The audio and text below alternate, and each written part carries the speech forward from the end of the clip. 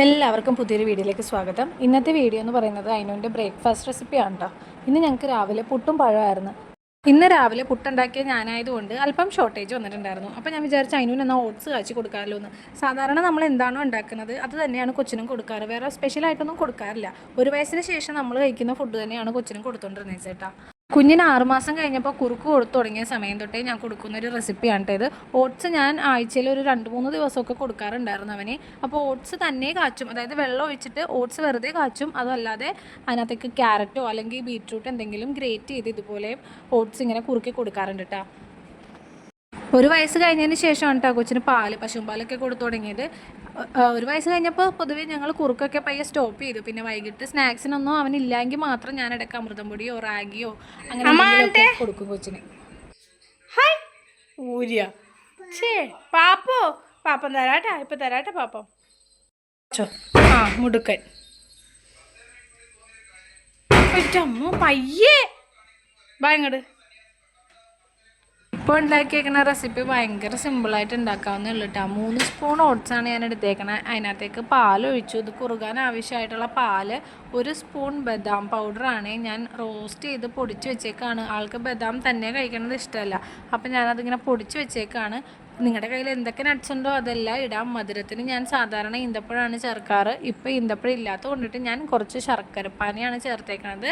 പിന്നെ ഒരു ചെറിയ കഷ്ണം ക്യാരറ്റും കൂടി ഗ്രേറ്റ് ചെയ്ത്, വളരെ തിന്നായിട്ടാണ് ഗ്രേറ്റ് ചെയ്തിട്ടേക്കുന്നത്. ക്യാരറ്റ് ബീറ്റ്റൂട്ടൊന്നും കഴിക്കാത്ത കുട്ടികൾക്ക് ഇങ്ങനെ ചെറുതായിട്ട് ഗ്രേറ്റ് ചെയ്ത് അവരുടെ ഫുഡിലൊക്കെ ആഡ് ചെയ്ത് കൊടുത്തു കഴിഞ്ഞാൽ അങ്ങനെ കഴിച്ചോളും. അപ്പോൾ ബീറ്റ്റൂട്ട് ഇട്ട് ഇതുപോലെ ഉണ്ടാക്കാറുണ്ട് കേട്ടോ ഞാൻ. ഇപ്പോൾ ക്യാരറ്റാണ് ഇട്ടേക്കുന്നത്. 1 വയസ്സാവണേ മുമ്പാണെങ്കിൽ പാലിന് പകരം ഞാൻ വെള്ളം ഒഴിച്ചിട്ട് ഡേറ്റ്സും നട്ട്സ് എല്ലാം മിക്സിയിലൊന്ന് അരച്ചിട്ടാണ് ഇതിനകത്തേക്ക് ചേർക്കാറ്. ഇപ്പോൾ നട്ട്സൊക്കെ ആൾ വെറുതെ കടിച്ച് തിന്നാറുണ്ട്. ബദാം മാത്രം ഇഷ്ടമല്ല, അതുകൊണ്ടാണ് ഞാനതിങ്ങനെ പൊടിച്ച് വെച്ചേക്കുന്നത്. അയിനോ പിന്നെ അച്ചാച്ച ഓടിച്ചു വിട്ടോ അവിടെ നിന്ന്. അച്ചാച്ച എന്ത് പറഞ്ഞു കൊച്ചിനാ? അച്ചാച്ച എന്ത് പറഞ്ഞേ?